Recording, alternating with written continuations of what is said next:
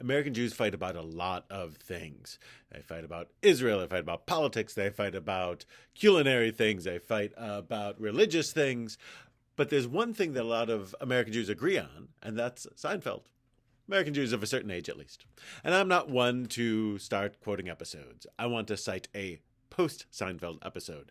Remember about 15 years ago when Michael Richards, who played Cosmo Kramer, was doing a stand-up routine and went on a rant, and he called hecklers the N-word. And he apologized, but the damage was done, and he's barely worked since, to my knowledge.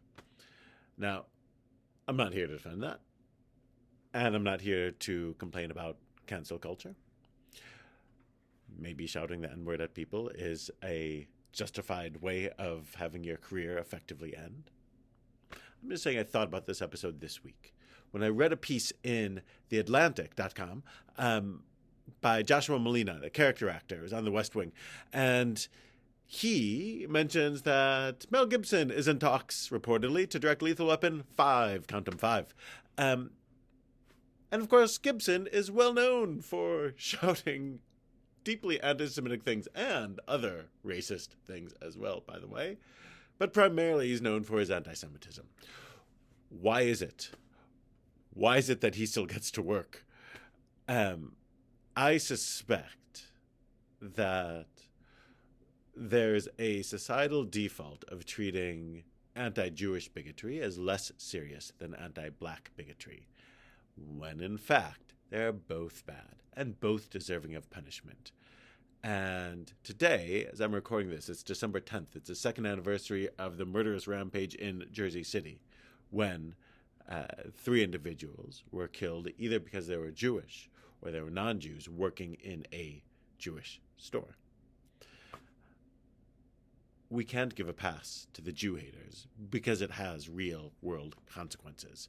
Just like we can't give a pass to the racists because it has real world consequences. Now, I'm not talking about those who are guilty of murder, but talking about those who say the wrong thing. I do think there has to be a pass of tshuva, of redemption, of incentivizing better behavior in the future, if and when somebody says something wrong. That's part of the story of Joseph that we read in the Torah this week, that he forgives his brothers for something horrible that they did, because life is about not being perfect and not always being on message, but about forgiveness and growth and allowing somebody to make their life better than it was. But while we're making paths to redemption, we have to remind ourselves that winking at bigotry is no joke, and there has to be a meaningful way to both censure people when they do or say something wrong, and to find a way to allow them to work off their mistake, because none of us are going to be perfect.